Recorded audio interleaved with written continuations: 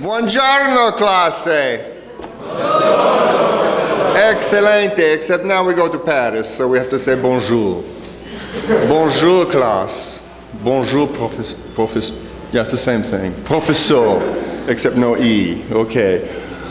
Paris, known as the City of Lights, because the French love their city, and at night they love to bathe it in the kind of light that is atmospheric and worthy of a great city like Paris.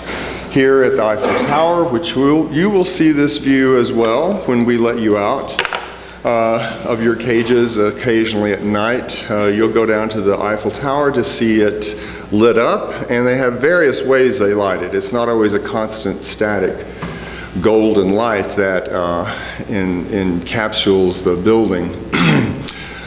Paris, a huge city, and one that was transformed, as you'll remember, by Baron Haussmann in the 19th century, building upon those architectural interventions in the city that began here at the Louvre and then continued through the Place de la Concorde and down the Champs-Élysées to the Arc de Triomphe.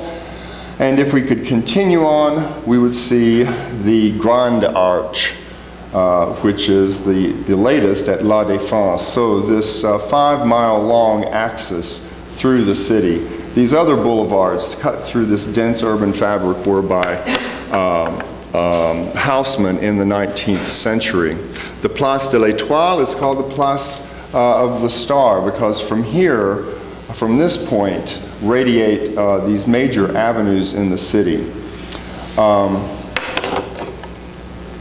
And then, of course, the Arc de Triomphe. As I said, the City of Lights, and the French love to bathe those monuments in light. This is built, of course, by Napoleon, you'll remember. The next arc that came along is in just before 2000, the late 90s, the Grand Arch, which is the center of a new development, La Défense, which is the only place that they allow in Paris the skyscraper.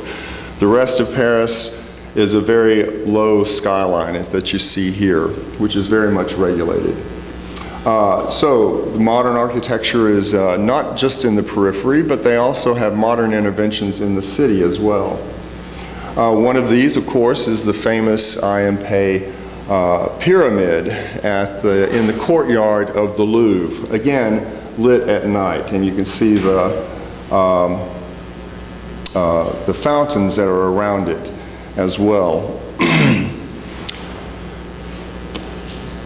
Atmospheric picture number 7 for the Place de la Concorde, and then Napoleon, you'll remember, erected the Egyptian obelisk here at the Place de la Concorde, halfway between the Louvre and the Arc de Triomphe.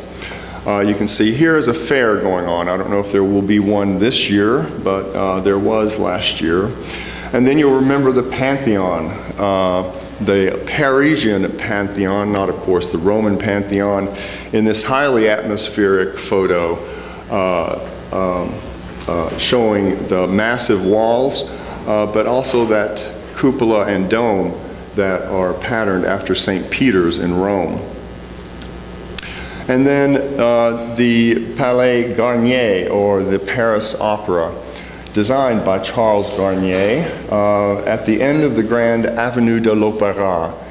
Here we'll go see a ballet in the grand manner in which it was meant to be seen, and we will also see, we'll also be attending a symphony at the Place de la Bastille, the new opera in Paris.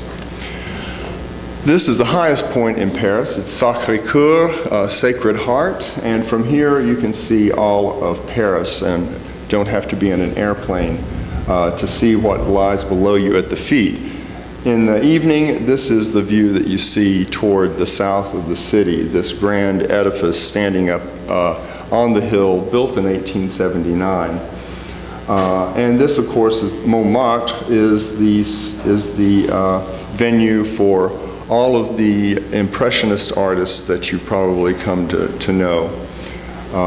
This is Bohemian life on the mountain here, of which you will not partake. This is one of the street scenes in Paris at night. The Parisians are street people. Well, that didn't come out right. Let's see. The Parisians are cafe people. They love their cafes, whether it's late at night and it gets dark around, really, night falls at 11 p.m. It gets twilight at about 10:30, and then it gets really dark at 11 finally. So it's a very long day. And Parisians take advantage of that long day and stay well into the evening at these places. This one is not far from where the professors stay, but it's pretty far from you, so you won't be going down there. It's near the Sorbonne, which of course is the University of Paris. So that accounts for so many people being out that late at night. Another view of Parisians enjoying the nightlife. Part of this is looking at the way they occupy that public space, no matter how small it might be. Here's the sidewalk, and of course here's the street. Pedestrians make their way around in the street when the sidewalks are full of cafe goers. Again, another cafe. We spend a lot of time in the cafes. You'd think that the French didn't get any work, but they are, in fact, their productivity equals that of the U.S. citizen, and yet they seem to have more leisure and more fun than we do. And yet, another cafe. So, I think you get the idea. Part of what you're going to study is the public space in Paris and how people occupy that public space. Your job will be, or your project rather, will be to make an insertion into this dense urban fabric that accommodates a city, a people of the city who are accustomed to occupying their space, to occupying their public space. And again, I guess I went overboard with this cafe thing, but just to make the point that much of Parisian life is lived out of doors, and especially around the cafes. This is a map of Paris, and the city is divided into what's called arrondissements, or districts. And we start with the first district. That one contains the Louvre right here. And then they go in a counterclockwise direction like a snail out into the rest of the city. So the first arrondissement here is the Île de la Cité. Here is where your professors will stay, and then you all will be down right here, which is the Cité Universitaire. It's the City University of Paris. It was founded in 1918, directly after World War I, and the whole idea of this by a French donor was to found a university on the periphery, which was where available land was, the periphery of Paris, to invite all the nations of the world to build a dormitory there and send students to Paris. They could be accommodated in those dormitories and study in the various universities in Paris, but they would live in the city dormitory. So it's called the City University. It's not, so it's primarily residential dorms. Of course, the U.S. has a dorm. All of the major European countries and Asian countries have dormitories there, so you'll be there with a lot of other visiting students from other countries.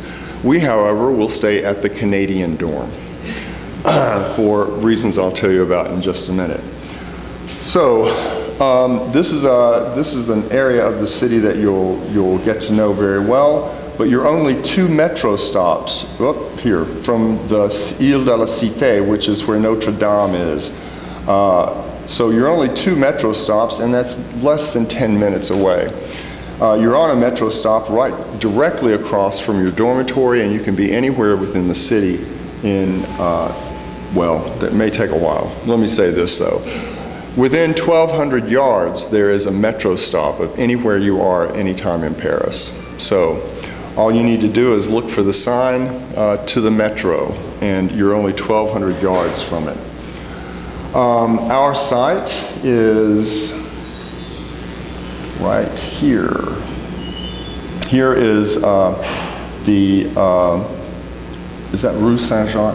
No, Saint-Denis. Rue Saint-Denis that goes up to the Porte Saint-Denis, one of the ports that Louis XIV built, a grand arch there.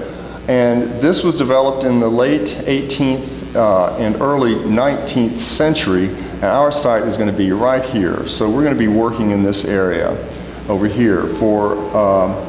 Here is the Opera, that'll give you a place of reference, and then following all the way down here is the Louvre. I don't know where the rest of the map went, but take my word for it. It's down there. Here is what you see in green here is an interior passage, a passage that was the first indoor arcade that allowed pedestrians, or rather consumers, to shop in a controlled environment. So you're coming off the street, out of the mud and noise of the street, into this controlled environment. And it is the precursor, of course, to today's interior malls that we have. So this is the entrance to the mall, and it has a wonderful Egyptian revival facade. You can see here these references to ancient Egypt. It was built in 1799, just a year after Napoleon had invaded Egypt. So much of France went into Egyptian craziness, trying to imitate and incorporate images. The Lotus Blossom Castle here, Capitol here, those sorts of things. Here's the interior of it. It's being revitalized, and we're going to be referencing this sort of interior-exterior condition when we make our intervention into the city. We'll also be, of course, looking at the other interventions that have been made in Paris over the centuries. This by Louis XIII is the triangular place that he made, and then Louis XV, the circular place. This is right in front of, what is that in front of? There's a place. And then here is the Place des Vosges, which is Henry IV. So over the successive centuries, we have these different places, and many of them unknown, that we'll be referencing to as we make our interventions into it. Another view of the street life, this one, not the grand boulevard that we have of Baron Haussmann, but rather an area that's now been converted into a pedestrian mall for pedestrians, obviously, for the city's inhabitants. And you can see, again, lined with cafes through here. While people are sitting at cafes and enjoying their vacation in Paris, you are going to be drawing. This is at the Place des Vosges. Of course, we're going to be drawing the precedence of some of these elevations because you will be using those as references in your own work. So these are all going to be by hand, of course, so hand sketching. We're going to hope to wean you of the straight edge or a ruler and have you be sketching by hand. Here's one. Oh, that's good. A minus maybe there.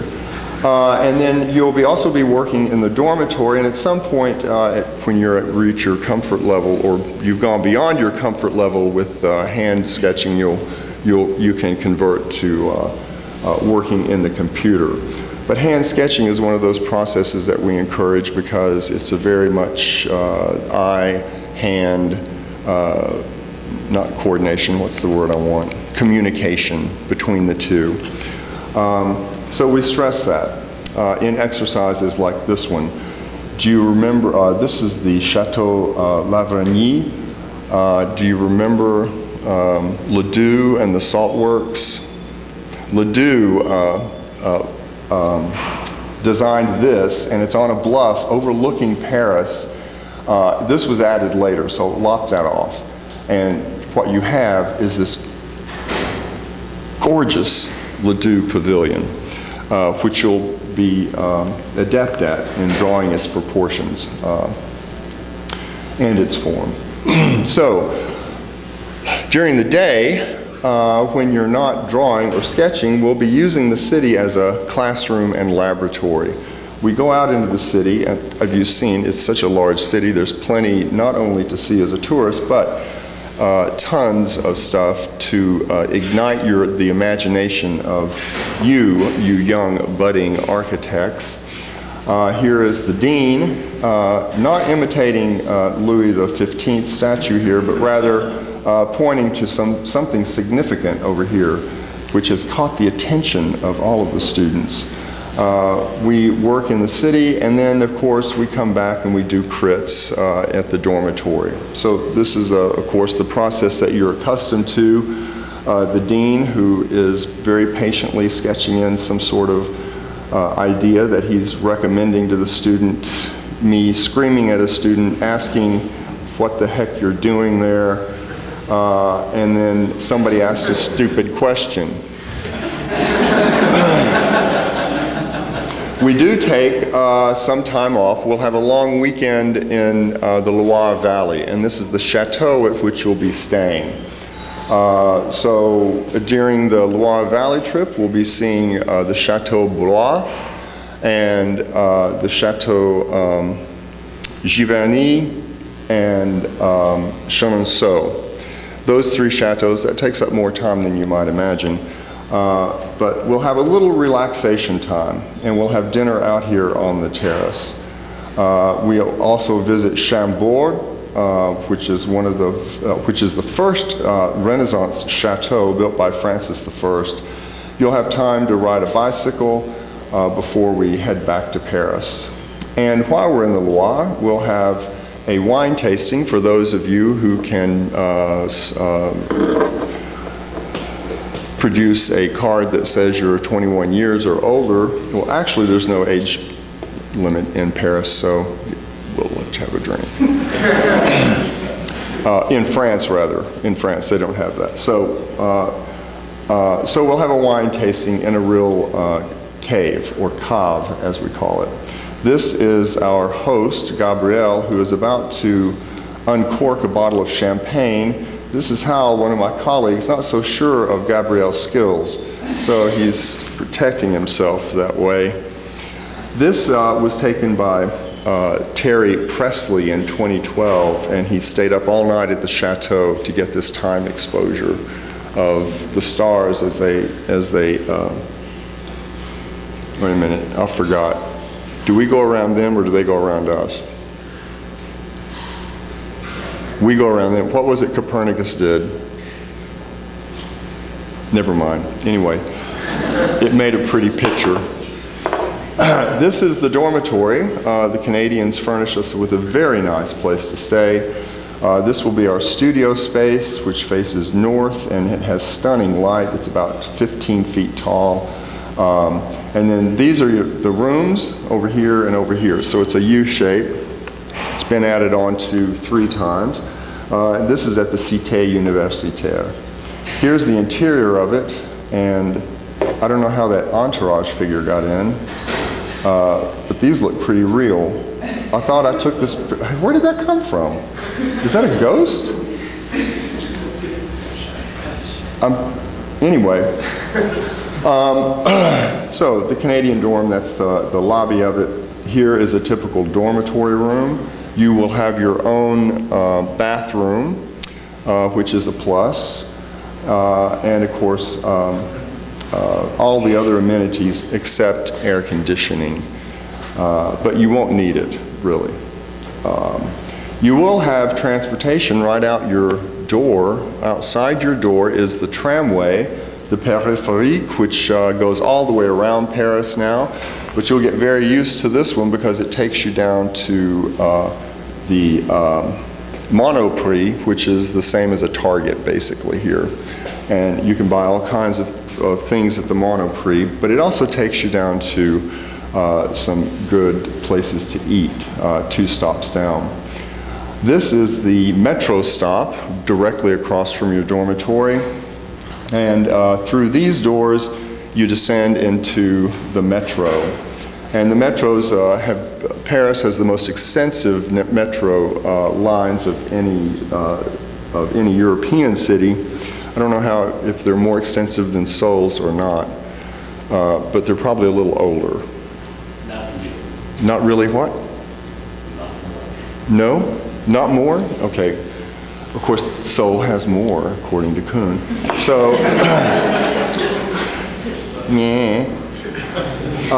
anyway,